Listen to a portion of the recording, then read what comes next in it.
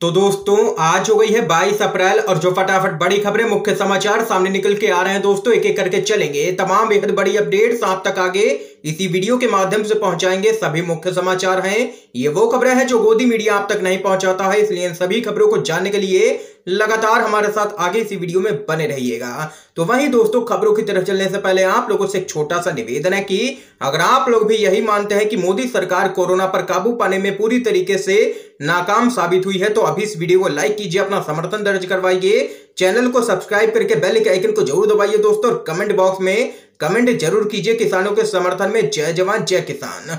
दरअसल दोस्तों पहली बड़ी अपडेट जान लेते हैं। महाराष्ट्र में लॉकडाउन हुआ लागू, रात 8 बजे से 1 मई तक लॉकडाउन राज्य में लगाई गई है कड़ी पाबंदी। जी हां दोस्तों, बड़ी खबर है, आप लोगों को बताते चले। महाराष्ट्र में कोरोना वायरस के मामलों के बेलगाम होने के बीच सूबे की उद्धव सरकार ने पाबंदियां बढ़ा दी हैं। महाराष्ट्र में आज रात 8 बजे से 1 मई तक लॉकडाउन रहेगा पूरी तरीके से। यह आदेश 1 मई तक लागू रहेगा। जारी की गई नई गाइडलाइंस के मुताबिक सभी सरकारी दफ्तर केवल 15% कर्मचारियों की मौजूदगी के साथ ही चल सकेंगे। कोविड-19 मैनेजमेंट वाली संस्थाओं को इस मामले में छूट रहेगी। तो वहीं इस बीच एक और बड़ी खबर जान लेते हैं।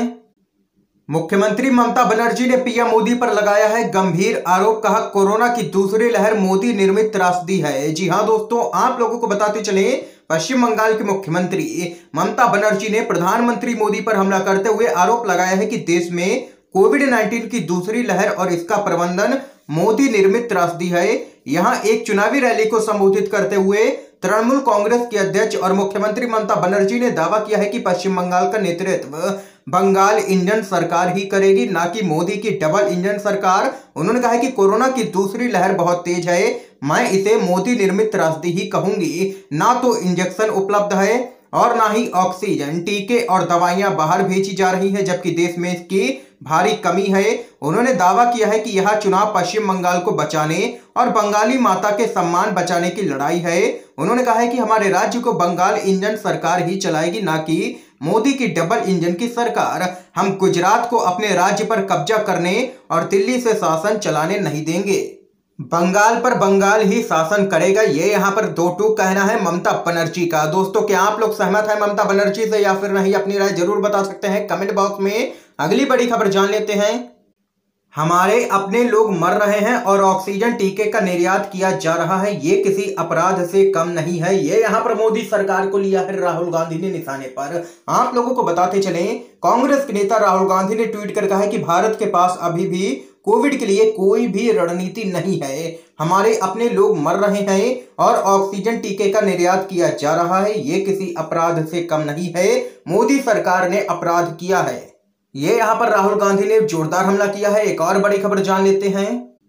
बीजेपी नेता ने की है 20,000 से भी ज्यादा रेमडेसिविर की जमाखोरी, लोग बोले राष्ट्रद्रोही है, इसे जेल में डालो। आप लोगों को बताते चलें, इस देश में सबसे ज्यादा देशभक्ति का पाठ भाजपा नेता दूसरों को पढ़ाते हैं, सबसे ज्यादा दूसरों को देशद्रोही होने का प्रमाण पत्र बांटते हैं, लेकिन कोई भी ऐसा कुकर्म नहीं है जिसमें इस पार्टी के नेता संलिप्त नहीं होते हैं। ब्रुक फार्मा कंपनी को रेमडेसिविर दवाई को महाराष्ट्र में बेचने की इजाजत नहीं है, लेकिन भाजपा के वरिष्ठ नेता शिशिर चौधरी ने 20,000 से भी ज्यादा रेमडेसिविर दवाई की खरीद की है, उसे गैर कानूनी तरीके से स्टॉक किया है और संकट के समय उसे ज्यादा मुनाफे पर बेच दिया। इस पूरे मामले में आप लोगों को बताते चले, लोगों ने भाजपा के राष्ट्रीय अध्यक्ष जेपी नड्डा और संगठन मंत्री बीएल संतोष को टैग करते हुए कहा है कि भाजपा के नेता शिशिर चौधरी राष्ट्र विरोधी व्यक्ति है जो महामारी के दौरान भी मुनाफा कमाने में लगा हुआ है। नड्डा और संतोष से लोगों ने पूछा है कि तीसरे दर्जे के अपराधी को आपने अभी तक पार्टी से निष्कासित क्यों नहीं किया है, इस आदमी को जेल में होना चाहिए। ये यहाँ पर सोशल मीडिया पर लगातार मांग उठ रही है। देख सकते हैं दूसरों को देशभक्ति का पाठ पढ़ाने वाली पार्टी में कैसे कैसे नेता कुकर्म कर रहे हैं लगातार यहाँ पर। और एक और बड़ी खबर आप लोगों को बताते चले, इस बीच ऑक्सीजन की कमी पर दिल्ली हाई कोर्ट ने केंद्र सरकार को फटकारा, हजारों लोग मर रहे हैं, आपकी प्राथमिकता स्टील प्लांट चलाना है क्या? आप लोगों को बताते चले दोस्तों, कोरोना संकट के बीच दिल्ली के मैक्स अस्पताल ने आरोप लगाया है कि उसके यहां आने वाले ऑक्सीजन टैंकर को एम्स भेज दिया गया, जिसके चलते उसके मरीजों की जान खतरे में पड़ गई है। इसी मामले को लेकर के मैक्स अस्पताल ने दिल्ली हाई कोर्ट का रुख किया और तुरंत यहां पर सुनवाई की मांग की। ऑक्सीजन के मसले पर सुनवाई करते हुए कोर्ट ने केंद्र सरकार से औद्योगिक उद्देश्यों के लिए ऑक्सीजन की आपूर्ति तुरंत रोकने के लिए कहा है। हाई कोर्ट ने केंद्र सरकार को फटकार लगाते हुए कहा कि आपको डिमांड और सप्लाई का कोई भी अंदाजा क्यों नहीं है। आखिर केंद्र ऑक्सीजन जल्द से जल्द अस्पतालों में भेजने के लिए रोड पर डेडिकेटेड कॉरिडोर बनाए और अगर संभव हो तो ऑक्सीजन को एयरलिफ्ट भी कराया जाए। हाई कोर्ट ने आगे कहा कि इससे ज्यादा हम क्या आदेश करें सरकार को। देख सकते हैं कि दिन पर दिन यहां पर हाई कोर्ट फटकार लगा रही है केंद्र सरकार को, लेकिन केंद्र सरकार है कि सुनने को ही तैयार नहीं हो रही है कोर्ट की। अगली बड़ी खबर आप लोगों को बताते चलें। खुद आईपीएल कमेंट्री में बिजी बीजेपी के सांसद गंभीर ने की मांग, इस्तीफा दें केजरीवाल। कापड़ी बोले शर्म बाकी है कि नहीं, आप लोगों को बताते चलें। दिल्ली में कोरोना संक्रमण की वजह से बिगड़ रही स्थिति को देखते हुए बीते दिनों मुख्यमंत्री अरविंद केजरीवाल ने एक हफ्ते के लिए राजधानी में लॉकडाउन लगाने का ऐलान किया है।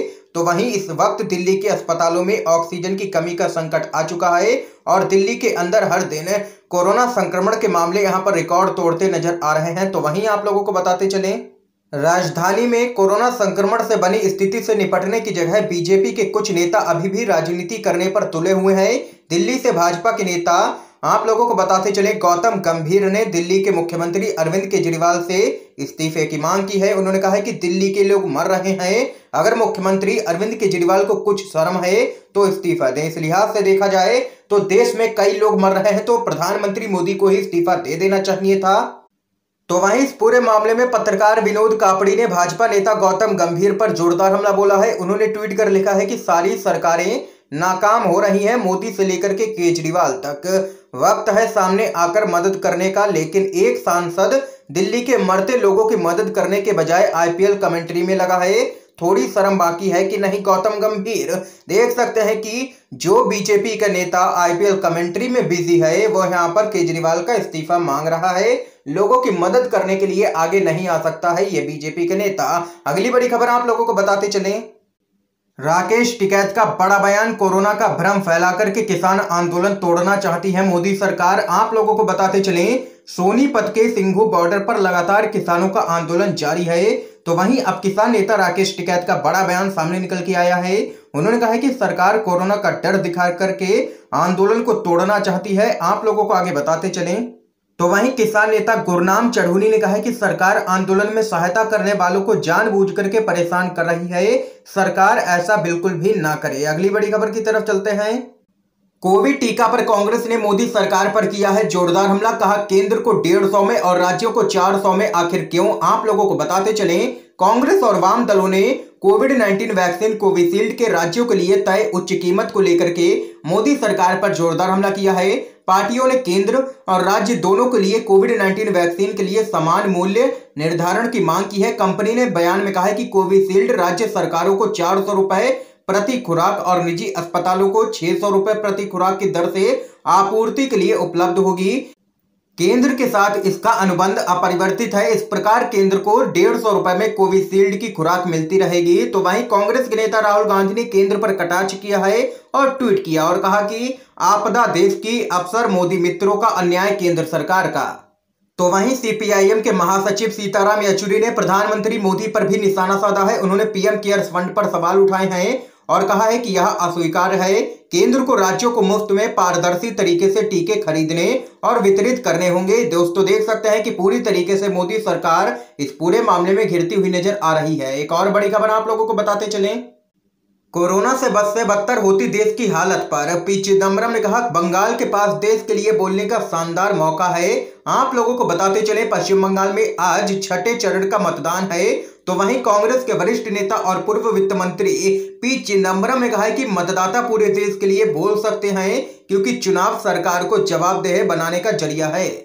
पी चिदम्बरम ने आगे कहा है कि देश में स्वास्थ्य विभाग में जो तबाही आई है उसके लिए पूरी तरीके से भाजपा सरकार ही जिम्मेदार है। अब पूरे देश को पश्चिम बंगाल के मतदाताओं से ही उम्मीदें हैं कि वो इन लोगों को करारा जवाब दे। ये यहाँ पर कहना है पी चिदम्बरम का। अगली बड़ी खबर आप लोगों को बताते चलें, दिल्ली से बड़ी खबर सामने निकल के आ रही है। श्रमिकों का पलायन रोकने के लिए दिल्ली सरकार का प्लान, हाई कोर्ट को बताया देंगे 5-5 हजार रुपए। आप लोगों को दोस्तों बताते चले, देश की राजधानी दिल्ली में कोरोना की चेन तोड़ने के लिए अरविंद केजरीवाल सरकार ने 6 दिन का लॉकडाउन लगाया है। इस लॉकडाउन से श्रमिकों में अफरा तफरी मच गई है। इस बीच आप लोगों को बताते चले, केजरीवाल सरकार ने दिल्ली हाई कोर्ट से कहा है कि वह लॉकडाउन के दौरान प्रवासी, दैनिक और निर्माण कार्य में लगे श्रमिकों की भलाई के लिए प्रतिबद्ध है पूरी तरीके से। यही नहीं, सरकार ने लॉकडाउन में रहने, खाने पीने, कपड़े और दवा आदि की व्यवस्था करने के कदम उठाने के साथ प्रधान सचिव गृह के नेतृत्व में एक कमेटी का गठन भी किया है जो सभी प्रकार की व्यवस्थाएं देखेंगे। तो वहीं केजरीवाल सरकार ने दिल्ली हाई कोर्ट को बताया है कि श्रमिकों को देंगे 5-5 हजार रुपए ताकि पलायन को रोका जा सके। एक और बड़ी खबर दोस्तों आप लोगों को बताते चलें, आपदा आई तो विदेशों को दोगुना ऑक्सीजन बेचने लगे मोदी। प्रियंका गांधी बोली, ऑक्सीजन की कमी से हो रही मौतों का जिम्मेदार आखिर कौन है। आप लोगों को बताते चले, देश में बीते कुछ दिनों के अंदर ही कोरोना संक्रमण की दूसरी लहर में हालात बेकाबू हो चुके हैं। हर दिन लाखों लोग इस जानलेवा संक्रमण की चपेट में आ रहे हैं, तो वहीं हजारों लोग इलाज ना मिल पाने के कारण रोज मर रहे हैं। तो वहीं आप लोगों को बताते चले, कई राज्यों में स्वास्थ्य सुविधाएं ना मिलने की वजह से हालात बद से बदतर हो चुके हैं। ऐसे में मोदी सरकार विपक्षी दलों के निशाने पर है। इस मामले में कांग्रेस पार्टी की महासचिव प्रियंका गांधी ने भाजपा पर निशाना साधा है। उन्होंने कहा है कि भारत का ऑक्सीजन निर्यात 2019-20 में 4502 मैट्रिक टन, 2020-21 में 9300 मैट्रिक टन। प्रियंका गांधी ने आगे कहा है कि हमारे यहाँ ऑक्सीजन की कमी नहीं थी, हम ऑक्सीजन के सबसे बड़े उत्पादक हैं, लेकिन सरकार ने कोरोना का खतरा होते हुए भी दोगुना ऑक्सीजन देश के बाहर भेज दी। ऑक्सीजन की कमी से हुई मौतों का जिम्मेदार आखिर कौन है, इसकी जिम्मेदारी सरकार को लेनी ही पड़ेगी। ये यहाँ पर दो टूक कहना है प्रियंका गांधी का। अगली बड़ी खबर की तरफ चलते हैं दोस्तों।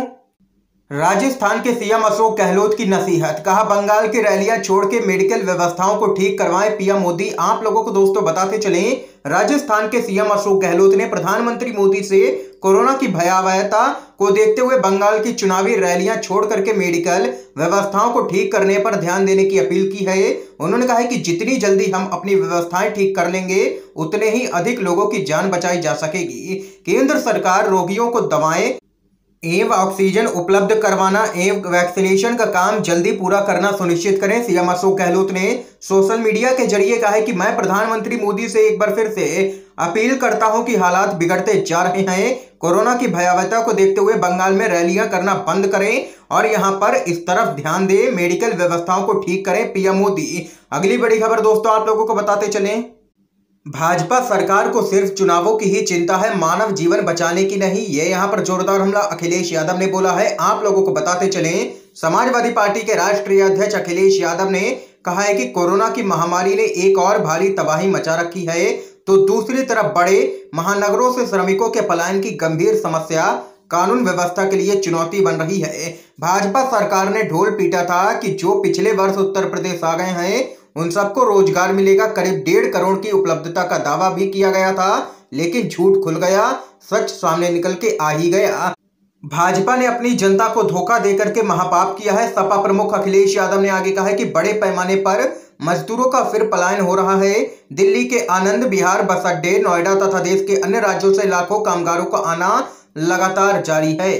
तो वहीं अखिलेश यादव ने आगे कहा है कि सच तो यह है कि भाजपा सरकार को सिर्फ चुनावों की ही चिंता रहती है, सालों भर मानव जीवन बचाने की इनको बिल्कुल भी चिंता नहीं है। ये यहाँ पर अखिलेश यादव ने ले लिया है भाजपा को निशाने पर। आज की तमाम बेहद बड़ी खबरें दोस्तों सामने निकल के आई हैं, जो हमने आप लोगों तक पहुंचाई हैं UNVDV के माध्यम से। ये वीडियो अगर आप लोगों को पसंद आया हो तो लाइक जरूर कीजिएगा, ज्यादा से ज्यादा इस वीडियो को शेयर कीजिए, अपने सभी दोस्तों तक इन खबरों को जरूर पहुंचाइए और चैनल को सब्सक्राइब करके बेल के आइकन को जरूर दबाइए। दोस्तों वीडियो देखने के लिए आप सभी का बहुत बहुत धन्यवाद। जय हिंद, जय भारत।